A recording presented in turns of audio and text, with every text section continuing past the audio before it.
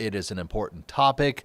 But, scammers, they're always looking to target folks. It is not just around Valentine's Day. I know our lead investigator, Savannah Levins, knows that well. Savannah, I mean, you were covering these scams all the time. Yes, unfortunately. And, they rarely shock me, I've got to say, because I have been hearing them and covering them for so long.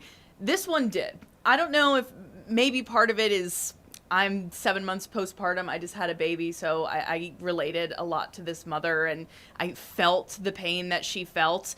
But this scam originated because a mother started sharing her baby's medical journey on social media, and scammers stole her content of her child to solicit donations. If you want to watch the story, we can go ahead and do that. I think it'll say it well. All right, let's check it out. Sucking a tube like it's a pasty. Let me warn you now. This story is a difficult one. Probably one of the precious ones. But Lexi and Joseph Copley hope you'll watch it anyway. It's one of my favorites. Because the story of their daughter Landry is one they want to share. You're so pretty, girl. That's why Lexi started documenting her pregnancy on social media, even after they found out baby Landry had a rare bladder obstruction and likely wouldn't survive past birth. The only way to get through it was to have people pray for us. Lexi's follower count grew, and so too did her faith when Landry was born at 3.2 pounds, alive. She was the smallest baby in Children's, South Carolina to be on kidney dialysis. By then, more than 41,000 people were following their journey on TikTok and Facebook. But on December 22nd, after 4 months in the NICU, a fatal pulmonary hemorrhage halted the future Lexi and Joseph had just allowed themselves to picture. It shattered us. I can't even put it into words. Another blow came just 2 days later. A random person on TikTok had sent me like a message request, and it said, hey, I think someone's like pretending to be you and posting your child. It's been brought to my attention that someone is posting my child. There it was, someone pretending to be Lexi, soliciting donations via PayPal for a baby who was already gone. You're taking something that was so vulnerable for he and I to do and share our child with the world for prayers and asking for money to save her life when she's not even here anymore. And you were never asking for money? No, I would never do that. Lexi and her followers reported the scam to PayPal and TikTok. I even went as far as sending her death certificate that they asked for. But for nearly a month, the page remained up. This is the worst time of their life, and someone's manipulating it for their own gain. Haralson County Sheriff Corporal Robin Hood says detectives have been working to obtain information from TikTok and PayPal to see if the scammer can be traced. But if they're not in the U.S., she admits options are limited. Once we find out it's out of the country, it's really hard for us to follow through with anything. I just want it taken down. How are these people invincible? Like, why is this so hard? After we reached out to TikTok and PayPal, the fake page was taken down and donors were refunded.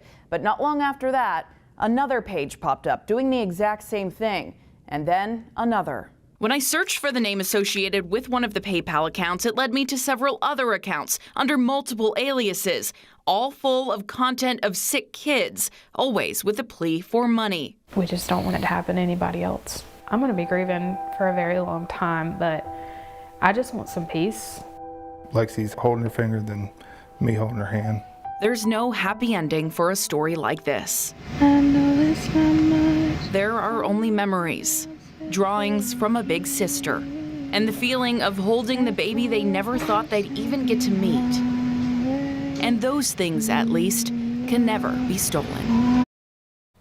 God, my heart breaks for them, Savannah.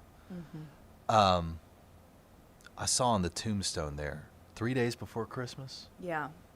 Just exactly 4 months old, 3 days before Christmas. Like, can you imagine? And Christmas Eve, she gets this DM saying someone's stolen these deeply personal videos and photos of your baby and is asking for donations and getting them, by the way. We confirmed with PayPal that people did donate. Now, they refunded those people after we raised this issue, but It makes you wonder how those people sleep at night, these scammers. I mean, it is so low. It has taken it to a new level to exploit this family's pain and to steal the photos. And what recourse is out there without you stepping in, because it wasn't taken down until you did something? Right. I mean, she dealt with this for 3 weeks before she reached out to us. And of course, a lot of times when the media gets involved, the response is pretty swift. So once we reached out, those pages were taken down pretty quickly. And they did say that they elevated it to prevent this happening in the future. But it was pretty horrific, Dan, for me to see how common this is. This was not a one-off. There are dozens of pages using stolen content of sick children and, asking for donations. And when you talk about recourse, I interviewed the sheriff corporal right there, and, she was saying that really all they can charge this with is fraud, like any other fraud. Misdemeanor fraud carries maybe a couple $100 in a fine, no mandatory jail time. She's hoping to file it as a felony. That's a certain dollar amount, over a couple $1,000s. But even then, many times they skirt jail time or punishment. So, I do think there are potentially gaps in legislation. There's currently nothing that addresses, unconsensual use of content of children. We're in a different digital era where maybe these things need to be addressed. Do we need to be thinking twice about what we all share online? I mean, of course, that's, obviously what the sheriff's deputy said, it's part of it. When you agree to share something online, you just kind of accept that this could happen and that there's really nothing any legislative effort or any police department can do to stop it. When it's out there, it's out there. And like they said, a lot of these scammers are overseas, and we lose jurisdiction when that happens. And it's so hard to, get justice. I guess when you post those pictures, you just have greater faith in fellow man that they wouldn't do this to you. I know. It's hard. And, and I hate to put any blame on her for sharing these photos and videos, because it was so important to them and sharing their journey. And so I hate saying, well, just don't post anything then and this won't happen to you. It's how can that be the answer? And it's just such a hard and difficult situation. We're hoping that we took care of this for her, that it won't happen again. I feel pretty confident about that, given the response from PayPal and TikTok that, they're not making money off her content anymore. So hopefully they'll leave her alone. But this is happening to so many. I think about a couple whose journey I've been following for the last year, and their young son just got out of the NICU after almost 9 months yesterday.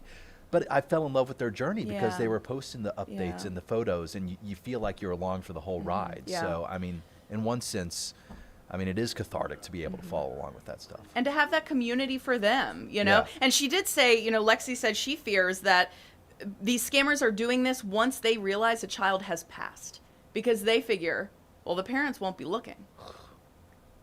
It's very sick. Obviously, we send all of our love and prayers to that family. They were really grateful we were able to help get that stuff down.